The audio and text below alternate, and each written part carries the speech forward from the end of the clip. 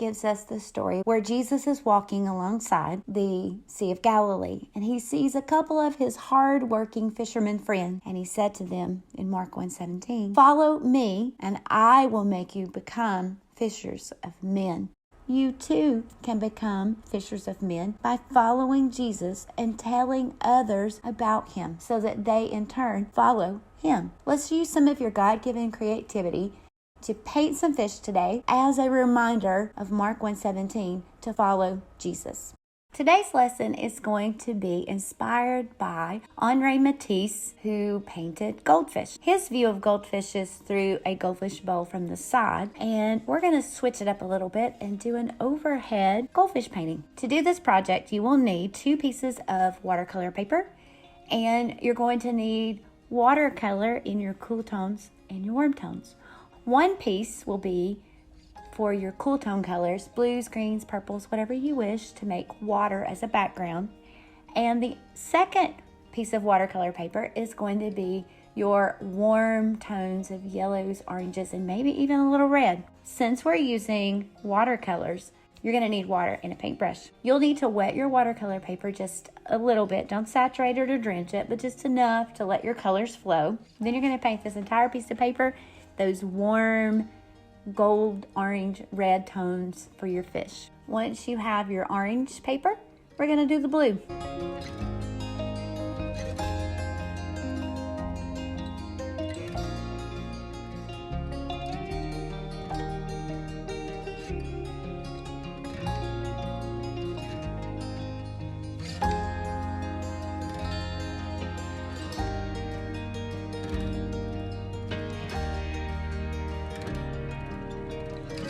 You're going to need to let the watercolor paper dry, and once it has, you can start drawing your fish. Because we used watercolors, we can now use a crayon, a marker, or even colored pencils on top of the watercolor. This is going to give you a mixed media piece of art. For this project, I'm going to use colored pencils. Colored pencils are a wax with a dye or a pigment in them, and I can layer them on top of one another. You can use a crayon if you wish, that's your choice. I'm going to use colored pencils because I like the way they layer. So I'm going to draw the shape of my goldfish from overhead. So I'm looking down on top of this goldfish that's swimming.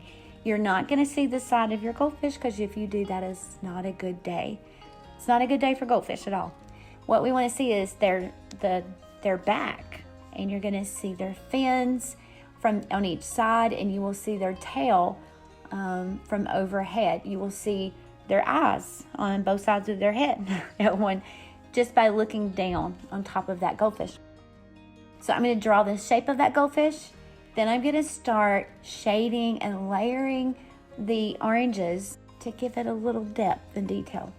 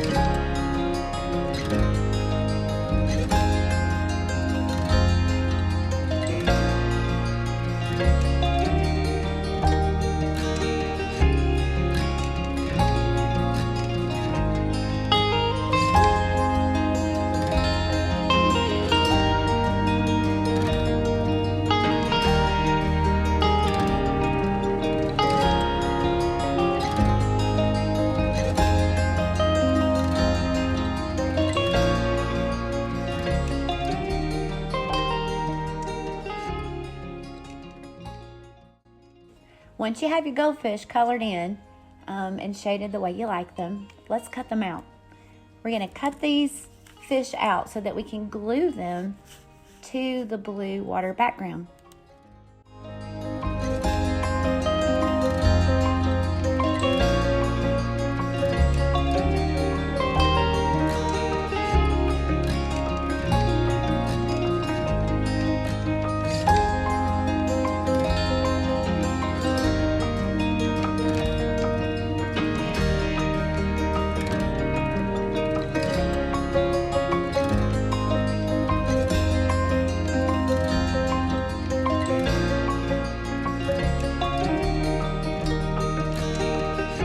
Now, I forgot to glue.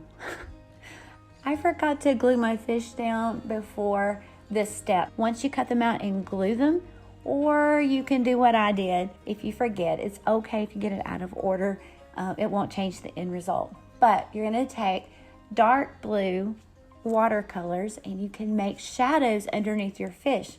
Because remember, the light shining down into the water, so the fish would create shadows to the side or underneath. The shape of the fish is going to be darker underneath them to create the shadows. And if you did it out of order like I did, you can now glue your fish to your water background.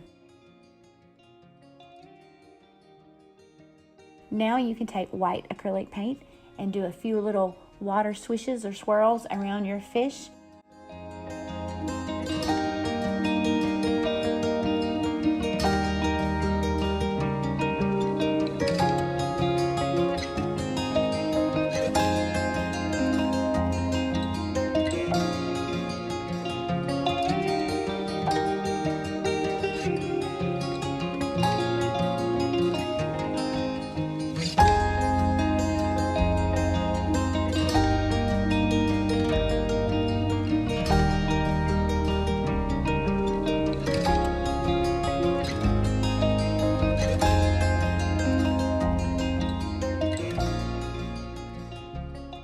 So I'm going to use a Sharpie marker because it's permanent and it's alcohol based and it will stick to the waxy color pencil.